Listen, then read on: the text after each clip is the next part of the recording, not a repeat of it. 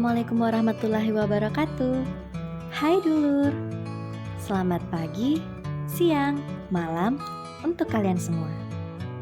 Kalian pernah gak sih dengar kata pepatah, tak kenal maka tak sayang? Nah, biar jadi sayang, kita kenalan dulu ya. Saya Andega Rizky Amalia dari Program Studi Pendidikan Dokter UIN Alauddin Makassar. Nah, udah kenal kan? Oke, apa sih yang akan Ega lakuin di video ini? Pada video ini merupakan proyek final pendidikan kewarganegaraan. Saya akan membahas mengenai hak asasi manusia. What and how about HAM in Indonesia? Let's start. Nah, yang pertama, kita harus mengetahui apa sih pengertian dari hak asasi manusia. John Locke menyatakan bahwa hak asasi manusia adalah hak-hak yang diberikan langsung oleh Tuhan Yang Maha Pencipta sebagai hak yang kodrati. Oleh karenanya, tidak ada kekuasaan apapun di dunia yang dapat mencabutnya. Hak ini sifatnya sangat mendasar atau fundamental bagi hidup dan kehidupan manusia, dan merupakan hak kodrati yang tidak bisa terlepas dari dan dalam kehidupan manusia. Pengertian lainnya yaitu dalam Undang-Undang Nomor 39 Tahun 1999 tentang Hak Asasi Manusia Pasal 1 disebutkan bahwa hak asasi manusia atau HAM adalah seperangkat hak yang melekat pada hakikat dan keberadaan manusia sebagai makhluk Tuhan Yang Maha Esa dan merupakan anugerahnya yang wajib dihormati, dijunjung tinggi, dan dilindungi oleh negara, hukum, pemerintah, dan setiap orang demi kehormatan serta perlindungan harkat dan martabat manusia. Next, macam-macam HAM. Penggolongan HAM dapat dibedakan dalam beberapa aspek, antara lain yaitu 1. Hak individu, yang merupakan hak-hak yang dimiliki masing-masing orang.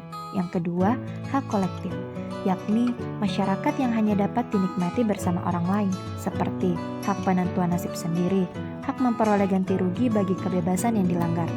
Yang ketiga, hak sipil dan politik, dimuat dalam International Covenant on Civil and Political Rights dan terdiri dari 27 pasal, antara lain memuat hak-hak yang telah ada dalam perundang-undangan Indonesia, seperti hak atas penentuan nasib sendiri, hak atas hidup, hak atas kebebasan dan keamanan pribadi, hak atas kebebasan berpikir, berkeyakinan dan beragama, hak yang sama bagi perempuan dan laki-laki untuk menikmati hak sipil dan hak politik, hak seseorang untuk diberitahu alasan-alasan pada saat penangkapan, persamaan hak dan tanggung jawab antara suami istri, hak atas kebebasan berekspresi. Yang keempat, hak ekonomi, sosial dan budaya, dimuat dalam International Covenant on Economic, Social, and Cultural Rights dan terdiri dari 13 pasal, antara lain memuat hak untuk menikmati kebebasan dari rasa ketakutan dan kemiskinan, larangan atas diskriminasi ras, warna kulit, jenis kelamin, agama, persamaan hak antara laki-laki dan perempuan untuk menikmati ekonomi, sosial dan budaya, hak untuk mendapatkan pekerjaan, hak untuk memperoleh upah yang adil bagi buruh laki-laki dan perempuan, hak untuk membentuk serikat tani atau buruh, hak untuk mogok, hak atas pendidikan, hak untuk bebas dari kelaparan. Sehingga HAM dapat dikatakan bersifat universal, yang berarti bahwa seseorang berhak atas hak-hak tersebut karena ia adalah manusia. Jadi, setiap orang harus diperlakukan sesuai dengan hak-hak itu dan merupakan sarana etis dan hukum untuk melindungi individu, kelompok, dan golongan lemah terhadap kekuatan dan kekuasaan yang menindas hak itu dalam masyarakat modern. Selanjutnya, sejarah perkembangan HAM di Indonesia. Wacana HAM di Indonesia telah berlangsung seiring dengan berdirinya Negara Kesatuan Republik Indonesia atau NKRI. Secara garis besar, perkembangan pemikiran HAM di Indonesia dapat dibagi ke dalam 2 periode, sebelum kemerdekaan dan sesudah kemerdekaan. Pemikiran HAM dalam periode sebelum kemerdekaan dapat dijumpai dalam sejarah kemunculan organisasi pergerakan nasional, yaitu pada tahun 1908 sampai 1945. Perdebatan tentang HAM terus berlanjut sampai periode pasca kemerdekaan Indonesia. Selanjutnya, mengenai definisi pelanggaran HAM. Menurut Undang-Undang RI Nomor 39 tahun 1999, pelanggaran hak asasi manusia adalah setiap perbuatan yang secara melawan hukum, mengurangi, menghalangi, membatasi, dan atau mencabut hak asasi manusia. Pembahasan selanjutnya adalah jenis-jenis pelanggaran HAM. Secara umum, ada 2 jenis pelanggaran HAM, yaitu yang pertama, kasus pelanggaran HAM yang berat, seperti pembunuhan massal atau genosida dan kejahatan kemanusiaan. Yang kedua, kasus pelanggaran HAM yang ringan, seperti pemukulan, penganiayaan, pencemaran nama baik, menghalangi orang untuk mengapresiasi pendapatnya, dan menghilangkan nyawa orang lain. Nah, bagaimana sih HAM di Indonesia? Keinginan pemerintah untuk menegakkan HAM di Indonesia yaitu untuk menjaga dan melindungi hak yang terdapat pada orang lain yang tertanam sejak lahir yang diberikan oleh Tuhan Yang Maha Esa, dan menjadikan bangsa Indonesia bangsa yang menjunjung tinggi HAM dan hukum yang berlaku di Indonesia.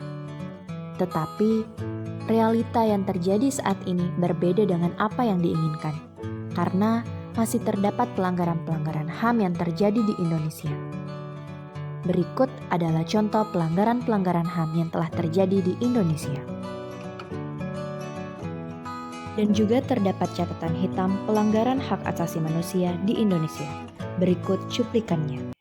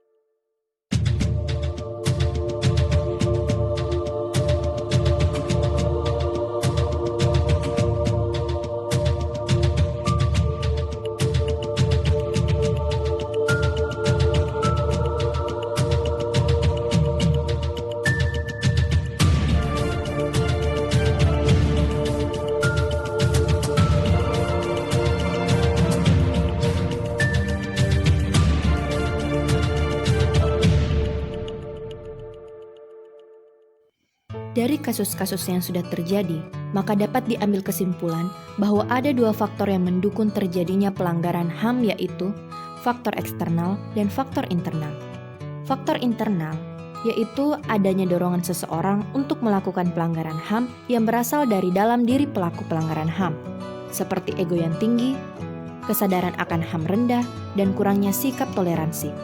Sedangkan faktor eksternal yaitu faktor di luar diri manusia yang mendorong seseorang atau sekelompok orang melakukan pelanggaran HAM. Faktor-faktornya yaitu penyalahgunaan kekuasaan, ketidaktegasan aparat penegak hukum, dan kesenjangan sosial ekonomi yang tinggi.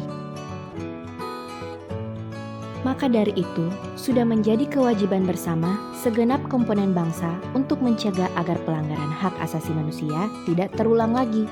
Untuk mencegah sebuah pelanggaran HAM, diperlukan adanya peran serta dari berbagai pihak, baik itu masyarakat maupun pemerintah. Adapun tindakan upaya pencegahan pelanggaran HAM yang dapat kita lakukan yaitu dengan cara mempelajari, memahami, dan menerapkan pentingnya hak asasi manusia dalam kehidupan kesehari-harian, dan menerapkan pentingnya HAM dalam kehidupan sehari-hari. Nah, itu tadi video saya mengenai hak asasi manusia. Semoga bermanfaat.